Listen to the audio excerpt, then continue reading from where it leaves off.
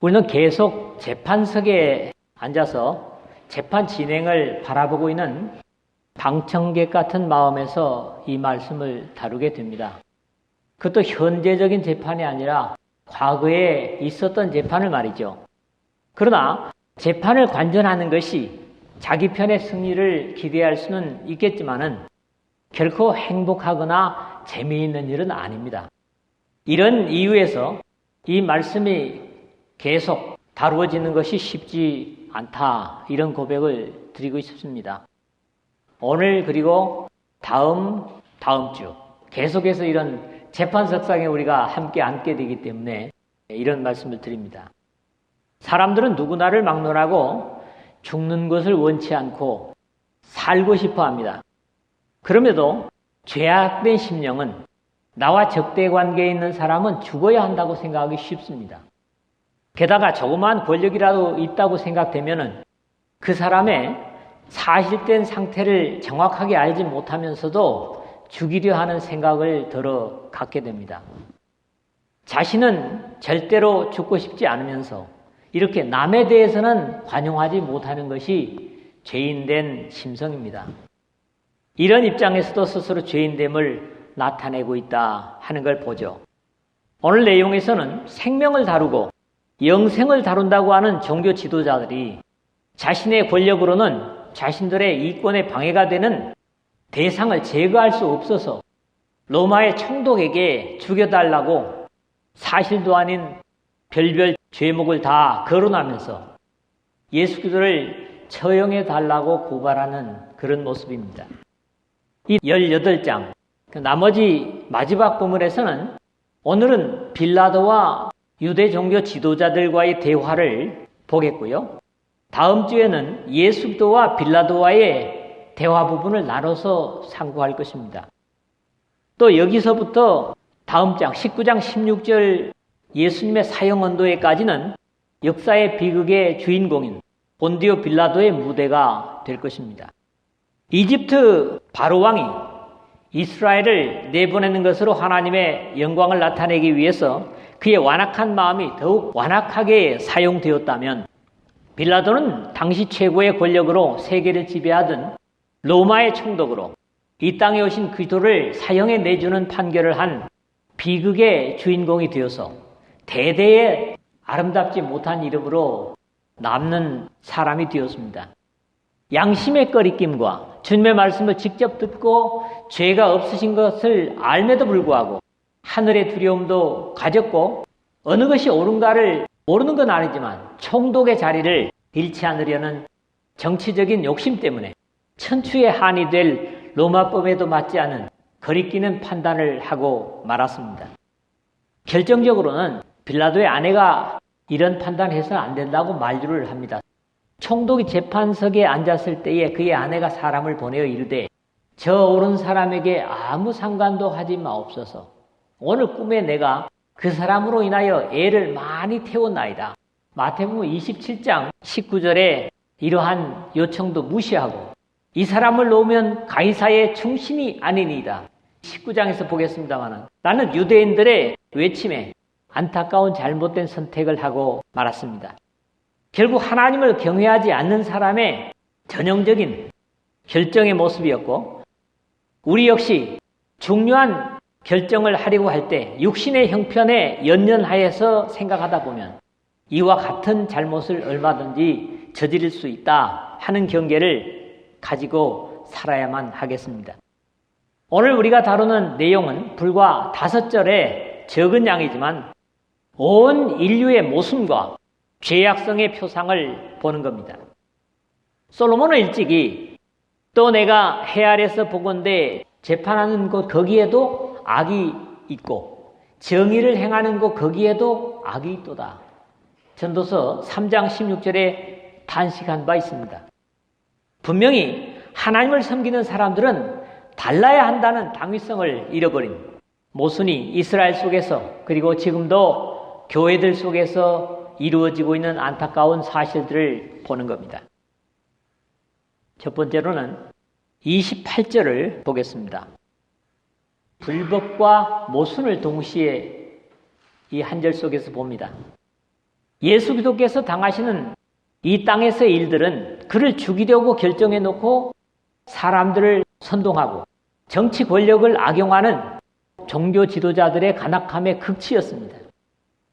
이 상황을 보면 생각나는 것이 아합이 의인이었던 나봇을 죽이고 땅을 차지하려고 하는 욕심으로 당신은 이세벨의 간교한 술수를 떠올리게 합니다.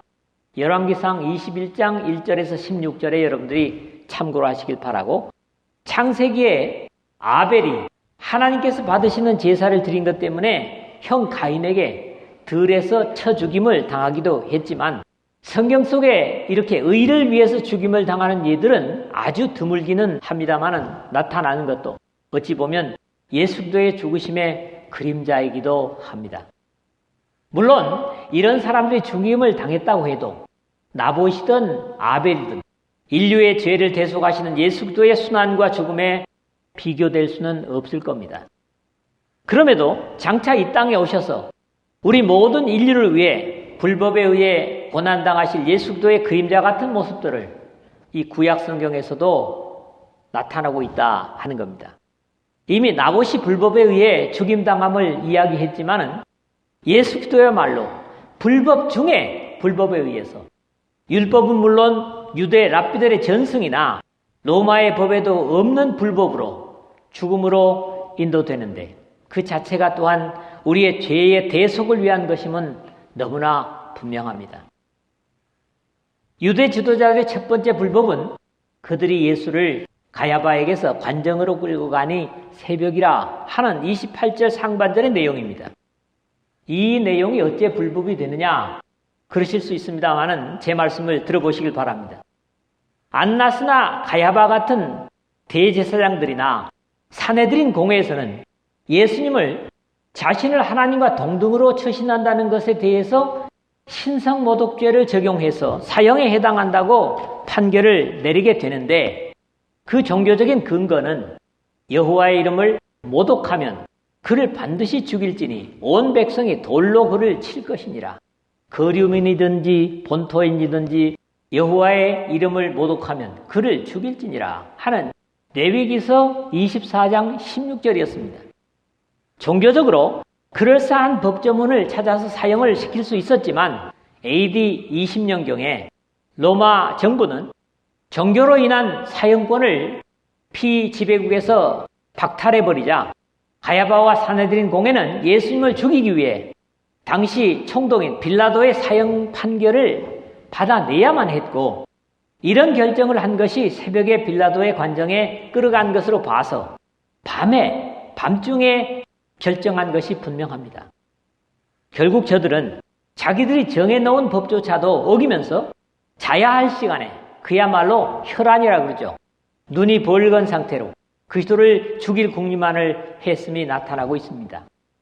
사실적으로 예수님이 살아있는 한 저들의 생각대로는 편히 잘 수 없다고 생각을 했겠죠.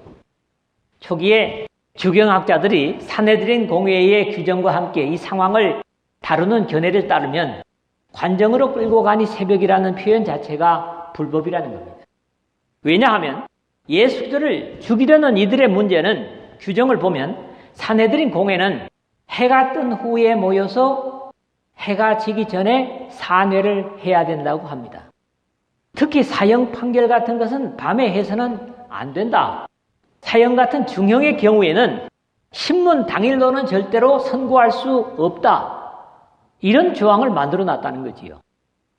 그럼에도 동산에서 예수들을 체포해서 밤새 신문하고 사형에 해당한다고 판결해서 빌라도의 관정에 새벽에 끌어간 것은 이 세 가지 모두를 범하는 행동들입니다. 사실 법리적인 원칙보다는 당시의 대제사장이었던 안나스나 가야바 같은 사람들의 자신의 분감을 표현하고 있는 것을 우리가 짐작할 수 있습니다. 백성들에게 자신들의 수치스러운 부끄러움을 드러내 보이고 성전에서 이권을 챙기는 것에 정면적으로 도전하시는 예수 그리스도는 그들에게 있어서는 적어도 눈의 가시 같은 존재였기 때문에 나름대로는 법의 모양을 빌어서 빠른 시간 내에 제거하려고 하다 보니 자신들의 만들어 놓은 법조차 어기고 있는 겁니다. 물론 이 사내들인 법에 여기에 위반이 되는 것들은 이거 외에도 몇 가지가 더 있습니다. 그러나 핵심이 되는 부분만을 제가 소개를 했습니다. 결국 밝은 빛 아래서는 자신들의 수치가 드러날까 봐 두려워서 어둠 속에서 자신들의 죄와 수치를 감추고 오히려 의로우신 예수 그리스도께 죄를 뒤집어 씌워서 모면하려는 비열한 어둠의 하수인임을 그대로 나타낸 것입니다. 그러면서도 그들은 더럽힘을 받지 아니하고 유월절 잔치를 먹고자 하여 관정에 들어가지 아니하더라. 26절 하반절의 모습은 하나님을 완전히 시각장애자 취급을 하는 엄청난 모순입니다. 본래 유대 총독은 갈릴리 북쪽에 위치해 있는 가버나움에 관사가 있지만은 명절 같은 경우에는 백성들의 소요가 일어날 수도 있는 것에 대비해서 예루살렘에 옮겨와 있게 되는데 유월절을 앞둔 시점이었기 때문에 아마 예루살렘에 와 있었던 것으로 그렇게 보입니다. 의로우신 예수 그리스도를 죽이려고 마음에 칼을 갈면서도 자신들은 유월절의 규정대로 부정한 것에 접촉되면 유월절 제사에 참여할 수 없기 때문에 이방인의 관정에 들어가지 않으려는 허울 좋은 저들의 모습입니다.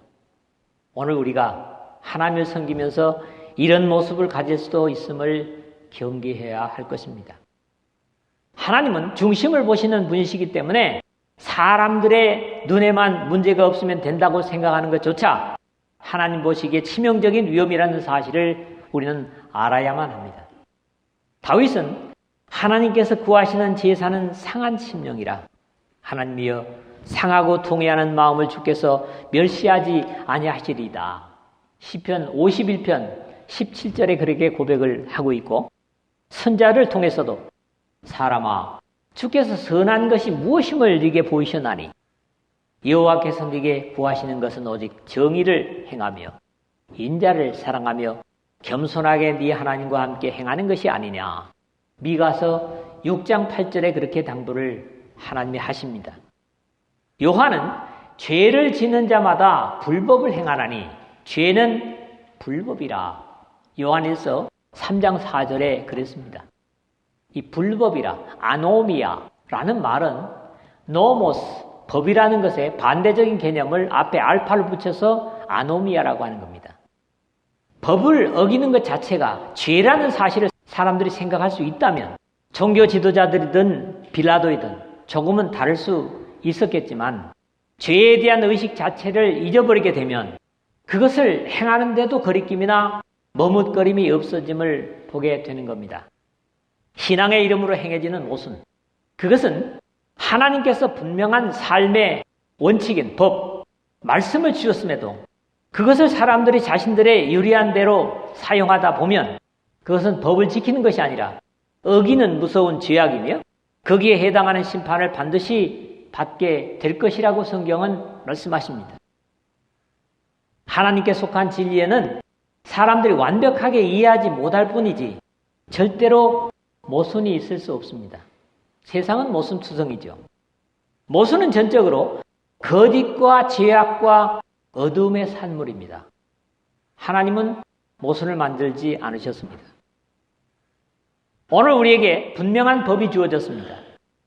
이것으로 사람을 좋게 하려거나 자신의 영광이나 욕심을 채우기 위해서 어기는 것은 엄밀하게 말하면 마음을 꿰뚫어 보시는 하나님을 의식하지 않는 것임을 두려워할 수 있어야만 할 것입니다. 두 번째 말씀은 29절에서 30절입니다. 의인을 죽음에 넘기는 죄인들의 모습을 두 번째로 봅니다. 이제 여기서부터는 빌라도와 종교 지도자들 간에 예수 그리스도를 두고 벌리는 법리의 논쟁을 보게 되죠. 이것도 모순인 것은 하나님께서 이 땅에 보내신 메시아를 하나님을 섬긴다는 종교 지도자들은 죽여야 한다고 고발하고 이방의 총독은 죄가 없으니 놓아줘야 한다는 이 맞지 않는 아이러니를 보는 겁니다. 종교 지도자들은 자신들을 더럽히지 않기 위해서 이방인의 총독 관정에 들어가지 않으려 하기 때문에 빌라도가 안에 계신 예수 그리스도와 밖에 유대인들과의 사이를 오가며 신문하는 모습이 눈에 보이는 듯 합니다. 그러므로 빌라도가 밖으로 나가서 그들에게 말하되 너희가 무슨 일로 이 사람을 고발하느냐. 29절 그랬죠.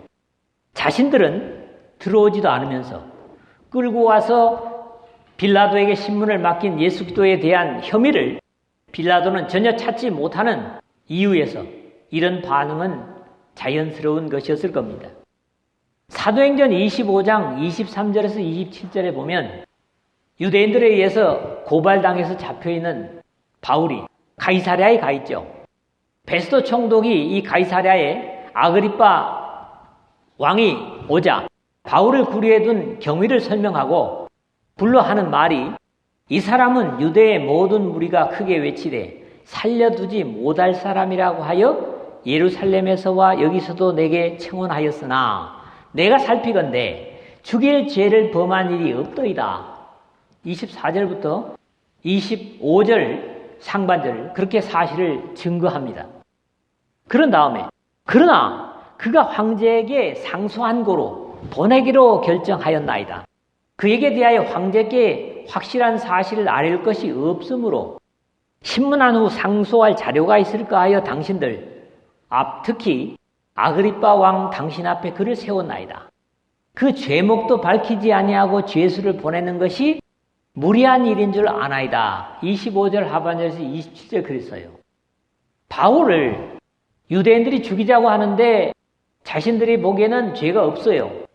그래서 계속 재판을 하는데 바울이 아우구스토스 황제에게 상소를 했단 말입니다. 상소를 받았기 때문에 보내긴 해야 되는데 죄목이 없다는 겁니다. 그걸 찾아야 된다는 거죠. 이 예수님처럼 살던 사람들은 한결같이 예수님과 같은 모습을 보이고 있는 거지요. 로마가 폭정과 정복이라는 무자비함도 있었지만 그리스의 철학을 바탕으로 나름대로 법률이 분명하고 재판에서도 증거주의 재판을 하고 있었던 것이 사실이지만은 예수님의 경우에는 하나님의 계획이 먼저 계셨기도 했기 때문에 이렇게 죽음을 당해 가시는 거죠. 유대 기득권자들의 지위와 이권을 잃지 않으려는 술수와 맞물려서 빌라도의 총독의 자리를 잃지 않으려는 비양심으로 하나님의 법으로나 세상법 어느 것에도 맞지 않은 불법이 이루어지고 있는 겁니다. 예수님은 불법에 의해서 죽임을 당했습니다. 왜 그랬습니까? 우리를 세상 죄에서 구원하시기 위해서 이런 우리들도 당하지 않는 일을 당하셨다는 거죠. 역사가들이 전하는 바에 의하면 빌라도는 성격이 그렇게 완만한 사람이 아니어서 쉽게 분노하고 교만해서 사실적으로는 유대인들과의 관계도 그렇게 좋지 못했다고 합니다. 그럼에도 이 새벽 시간에 쉬지 못하게 죄수라고 끌고 와서 자신에게 내맡기는 예수 그리스도를 신문하는 이유는 바로 앞둔 6월절에 유대인들을 자극하지 않기 위해서라는 판단이 아마 옳을 겁니다. 너희가 무슨 일로 이 사람을 고발하느냐 29절 하반절에 했는데 로마의 법에 따른 고발자들의 논고를 듣고자 하는 순서로 보이지만은 여기에 대한 유대인들의 반응은 조금은 막연한 이유로 대하는 것을 봅니다. 대답하여 이르되 이 사람의 행악자가 아니었더라면 우리가 당신에게 넘기지 아니하였겠나이다. 30절에 그랬다고요. 이미 저들은 공간복음 여러분들이 참고를 해보십시오. 마태복음 26장 63절에서 66절, 마가복음 14장 61절에서 64절, 누가복음 22장 66절에서 71절에서 보는 대로 빌라도에게 끌고 오기 전에 사내들인 공회에서 자신들의 판결을 끝내고 다만 실제적인 사법권이 있는 빌라도에게는 사형 판결을 내어줄 것을 요구하러 왔기 때문에 이들과 선동된 사람들이 받아들일 수 있는 빌라도의 판결은 한결같이 십자가에 처형한다 하는 판결뿐이었습니다. 이미 이 판결을 받아내고자 끌고 왔다는 거죠. 이것이 잘 받아들여지지 않자 대제사장들은 오히려 아랫사람들과 함께 이러한 판결을 유도하는 내용을 19장 6절에 보겠습니다마는 대제사장들과 아랫사람들이 예수를 보고 소리질러 이르되 십자가에 못 박으소서 십자가에 못 박으소서 하는지라 그렇게 되어 있습니다. 이렇게 죄인들이 한 패거리가 되어 의인을 죽이는 형태는 죄악이 범람하는 세상에서는 예수님 이후 오늘까지, 아니 이 세상이 끝날 때까지도 아마 계속될 겁니다. 그런 이유에서 오늘 이 내용 같은 모습의 일들이 있더라도 또 잘 주님을 믿는데도 우리 자신들이 직접 그런 일을 당한다고 할지라도 크게 새삼스러운 것은 아니기 때문에 놀랄 필요는 없는 겁니다. 그래서도 사도 요한은 그런 일을 당하는 하나님의 백성들을 이렇게 위로합니다. 형제들아, 세상이 너희를 미워하여도 이상히 여기지 말라. 요한일서 3장 13절에 그러죠. 그러므로 죄가 있어 매를 맞고 참으면 무슨 칭찬이 있으리요. 그러나 선을 행함으로 고난을 받고 참으면 이는 하나님 앞에 아름다우니라. 베드로도 베드로전서 2장 20절에 한 것처럼 죄를 짓는 것이 아니라 의를 행함으로 미움을 받고 어려움을 당한다면 오히려 기뻐하고 즐거워할 수 있다고 예수님께서 마태복음 5장 10절에서 12절에 말씀하고 있음을 봅니다. 세 번째, 31절에서 32절을 보겠습니다. 세 번째 제목은 그래서 미리 정해놓은 재판입니다. 결국 빌라도는 뜨거운 감자와 같은 이 재판을 피하고 싶었고 그러면서도 자신의 총독자를 잃지 않기를 원해서 빠져보려고 하지만은 그의 생각대로 간단하지 않은 이유는 이미 결정된 유대 지도자들의 의향이 있었고 자신이 그것을 쉬이 들어주는 것도 총독으로서의 입장이 아니기 때문이었던 것으로 보여집니다. 빌라도가 이르되 너희가 그를 데려다가 너희 법대로 재판하라. 31절 상반절 그랬죠. 로마 정치와 대결되는 양상이 유대, 이스라엘뿐만 아니라 로마가 정복한 피정복들의 종교에서 많았다고 그럽니다. 단순한 종교의 계율을 위반한 것이라면 종교의 규범대로 해결하면 될 일이지 왜 이렇게까지 일을 키우려 하느냐 하는 빌라도의 마음이 담겨있는 답변입니다. 이런 양상이 역시 바울과 유대인의 관계 속에서도 있었던 것으로 나타나는데 바울이 고린도에 있을 때 아가야 지방의 총독이었던 갈리오가 유대인들이 바울을 고발하자 만일 문제가 언어와 명칭과 너희의 법에 관한 것이면 너희가 스스로 처리하라. 나는 이런 일에 재판장 되기를 원하지 아니하노라. 사도행전 18장 15절 그런 모습이 역시 비슷하게 나타나고 있습니다. 너희가 그를 데려다가 너희 법대로 재판하라는 빌라도의 답변에 나온 유대인들의 반응은 전혀 의외의 것이었습니다. 유대인들이 이르되 우리에게는 사람을 죽이는 권한이 없나이다. 31절 하반절 오늘 제목으로 잡은 겁니다. 그리고 요한은 좀 더 예언적인 입장에서 이 말씀을 이야기합니다. 이는 예수께서 자기가 어떠한 죽음으로 죽을 것을 가리켜 하신 말씀을 응하게 하려 함이로라. 32절에 그랬거든요. 주님께서는 이미 이러한 사실을 예언하신 바 있습니다. 같은 이 요한의 기록에서는 3장 14절이었죠. 모세가 광야에서 뱀을 든 것 같이 인자도 들려야 하리니. 그리고 12장 32절에서는 내가 땅에서 들리면 모든 사람을 내게로 이끌겠노라 말씀하셨습니다.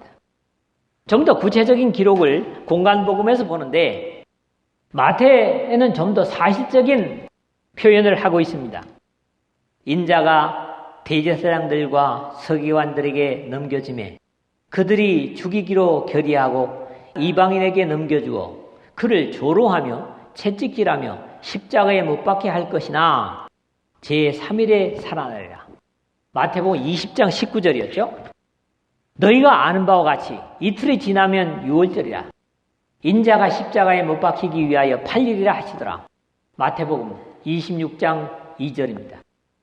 그리고 마가는 10장 33절 그리고 누가 복음도 18장 32절에 간접적으로 이런 사실들을 표현하고 있는 것을 봅니다. 오늘의 말씀의 마무리도 하신 말씀을 응하게 하려 함이로라 하는 32절 하반절의 말씀입니다. 이미 우리는 9절에서 이는 하나님께서 내게 주신 자 중에서 하나도 잃지 아니하였사옵나이다 하신 말씀을 응하게 하려 함이로라 하신 말씀처럼 십자가의 죽음을 향해 나아가심에 더욱 예언의 성취를 이루어 가시는 주님의 신실하신 모습을 배우게 됩니다. 말씀을 맺겠습니다. 오늘 말씀은 인류의 죄를 해결하러 오신 공의의 하나님 앞에 불법의 극치를 행하는 죄악된 인간 군상들의 모습을 봅니다. 종교의 이름으로 또는 정치라는 이름으로 행해진 극악무도한 범죄는 결국 인류의 죄를 대신 지시고 죽으신 독생자의 삶을 죽음으로 몰아넣는 최악의 죄악을 행하고 있고, 이것은 근본적으로는 하나님의 구원 계획이 이루어지는 과정이었습니다. 죄가 역사 속에 들어온 아담 이후부터 죄인들이 자신의 죄로 죽기도 하지만 하나님의 구원의 역사 속에서는 죄인들이 오히려 의인을 죽음으로 내모는 모순된 법이 순리처럼 행해지고 있는 것들을 역사 속에서 본다고 하는 겁니다.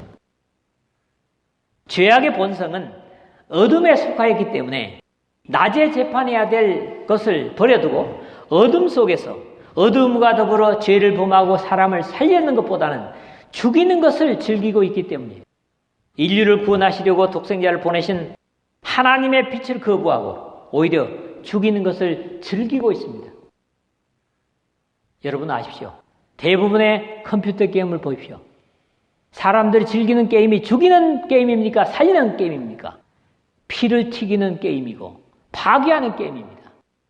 이것은 사람들의 죄성을 그대로 반영하는 죄악된 도구들임을 여러분들이 아십시오.